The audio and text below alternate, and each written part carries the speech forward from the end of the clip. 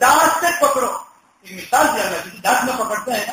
اسلام کو اس طرح پکڑو جیسے کہ کوئی جانور یا کوئی انسان دانت سے پکڑتا ہے. عضوا علیہا بالنواجذ, بہت مضبوطی سے اسلام سے پکڑو تب کامیابی ہوگی.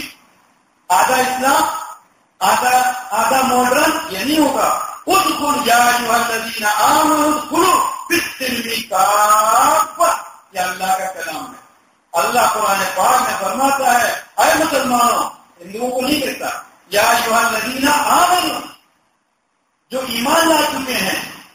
کوئی کسی کرسچن یا کسی ہندو یا کسی کیا نام اس کا بدھ مذہب کے ماننے والے کو نہیں کہتا. اللہ مسلمانوں سے کہہ رہا ہے, اہل اسلام سے کہہ رہا ہے ادخلوا فی السلم کافۃ, مسلمانوں سے کہہ رہا ہے کہ کمپلیٹ مسلمان بنو. یاد رکھو یہ اللہ کا کلام ہے اور اللہ مسلمانوں سے کہہ رہا ہے ادخلوا کے معنی داخل ہونا, اسلام میں آؤ. کافہ کے معنی کمپلیٹ. معلوم ہوا اللہ کے یہاں انکمپلیٹ اسلام ہے, وہ قبول نہیں ہے. کمپلیٹ اسلام ہے تو قبول ہے, انکمپلیٹ اسلام ہے تو وہ قبول نہیں. تو میرے دوستوں اور بھائیوں, مسلمانوں سے اللہ کیوں کہا کہ کمپلیٹ مسلمان بنو؟ تو آج کل اس دور میں اس قرآن کی آیت بہت لازم ہوتی ہے. لوگوں سے یہ کہا جاتا ہے کہ تمہاری مسجد تو ہم کو قبول ہے, تمہاری نماز ہے, لیکن اسلامی کلچر پسند نہیں, محمد رسول اللہ کا کلچر پسند نہیں ہے, وہ بھی نام بھی پسند نہیں ہے.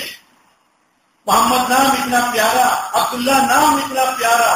تو میرے عزیز دوستوں اور بھائیوں, اس زمانے میں یہ قیامت کا قریب کا زمانہ ہے اور اللہ کے رسول نے فرمایا کہ بہت سے فتنے پیدا ہوں گے. دجالون کثیرون فرمایا, قیامت سے پہلے چھوٹے چھوٹے دجال پیدا ہوں گے. دجال کے معنی لوگوں کو برکان کر کے اسلام سے ہٹانے والے لوگ پیدا ہوں گے. اب دنیا میں بہت لوگ کوشش کر رہے ہیں, بہت پیسہ خرچ کر رہے ہیں کہ مسلمان کو محمد رسول اللہ کے دین سے ہٹا کر کے ماڈرن اسلام کی طرف لایا جائے. آج کل کا 79 میں مولانا ابوالحسن علی ندوی کا نام سنا ہوگا آپ لوگوں نے, کوئی جانتا ہوگا. بہت میرے استاد بھی ہیں, بہت مفکر, اور اللہ نے بہت عزت دی تھی اور اللہ نے بہت ان کی انگلش کتابیں بھی ہیں. دیوبند میں ایک جلسہ ہوا تھا 79 میں غالباً میرے خیال میں. اس وقت تقریباً 15-20 لاکھ ان مسلمان تھے اور اس میں سینٹرل گورنمنٹ کے بہت سے لوگ تھے, منسٹر تھے.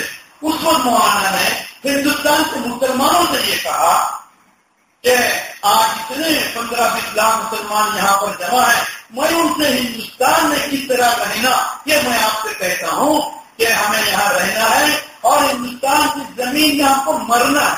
یاد رکھو یہ فرمایا, ہندوستان ہمارا ملک ہے, ہندوستان کے ملک میں ہم کو رہنا ہے. کسی مٹی میں ہمارے ابا ہیں, کسی مٹی میں ہمارے دادا ہیں, کسی سرزمین میں ہمارے دادا ہیں, ہمارے پردادا ہیں. ہم کو یہاں چھوڑ کے نہیں جانا ہے. یہ ملک ہندوستان ہمارا مسلمانوں کا ملک ہے. 800 سال ہم نے یہاں پر ہماری حکمرانی رہی ہے. تو میرے عزیز دوستوں, تو ہندوستان میں ہم کو رہنا ہے. کس طرح رہنا ہے یہ سن کے میں اپنی بات کو اگر وقت ہو تو ختم کروں گا. تو میرے عزیز دوستوں, یہ فرمایا ہم کو یہاں پر رہنا ہے داڑھی کے ساتھ, ہم کو یہاں رہنا ہے تہجد کے ساتھ, ہم کو ہندوستان میں رہنا ہے قربانی کے ساتھ, ہم کو ہندوستان میں رہنا ہے اذان کے ساتھ. اگر کل ہم سے کوئی یہ کہے کہ تم اذان مت کہو, ہم کو قبول نہیں. ہم اس کے لیے لڑیں گے, ہم اس کے لیے کوشش کریں گے. ہمارے آزادی کے لیے ہماری قربانی کی مسلمانوں نے.